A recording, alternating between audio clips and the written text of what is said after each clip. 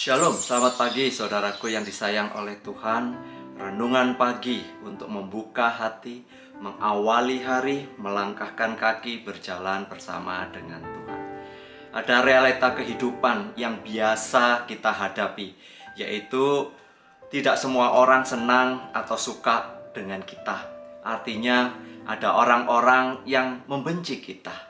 Tidak semua orang menjadi setuju dengan pendapat kita. Ternyata ada orang yang akan menentang. Tidak semua orang akan mendukung dan sepakat dengan kita. Ada yang melawan dan tidak sepakat. Inilah sebuah kenyataan hidup yang kita hadapi. Bahkan mungkin kita sering merasakan kecewa dan sakit hati dengan perlakuan orang lain. Kita harus menyadari bahwa tidak semua kebaikan yang kita lakukan akan berbalas kebaikan juga.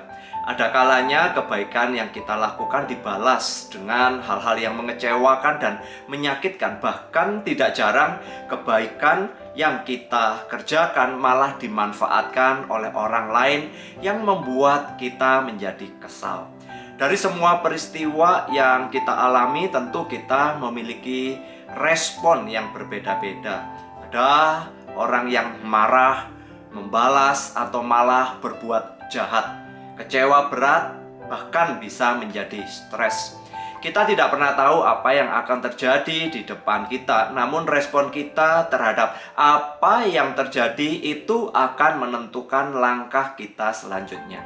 Bagaimana cara kita menanggapi sesuatu yang tidak kita harapkan itu akan menentukan sikap kita berikutnya. Jika kita menanggapi dengan negatif, maka suasana hati kita akan menjadi buruk atau bad mood. Namun jika kita menanggapi dengan positif, maka hal ini akan membawa ke dalam ketenangan. Dalam hal ini kita perlu memiliki kedewasaan baik secara mental, terlebih di dalam iman. Kita belajar menanggapi segala sesuatu dengan hikmat Tuhan dan di dalam pimpinan Roh Kudus. Kita mau belajar seperti Kristus yang rela menderita, bahkan taat sampai di kayu salib.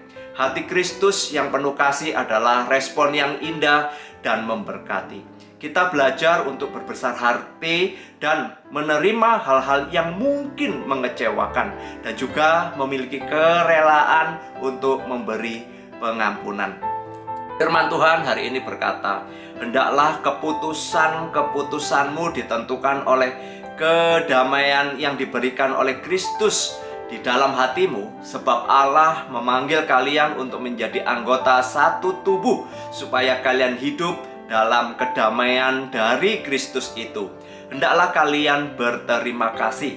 Kolose 3 ayat yang ke-15 dalam terjemahan bahasa Indonesia sehari-hari. Kalimat terakhir di dalam terjemahan baru dikatakan, dan bersyukurlah. Bersyukur adalah kekuatan yang tak terkira di dalam menghadapi apapun. Mari kita meminta kekuatan Roh Kudus agar kita diberikan hikmat dalam menyikapi apapun yang terjadi di dalam hidup kita. Mari kita mengambil waktu untuk berdoa.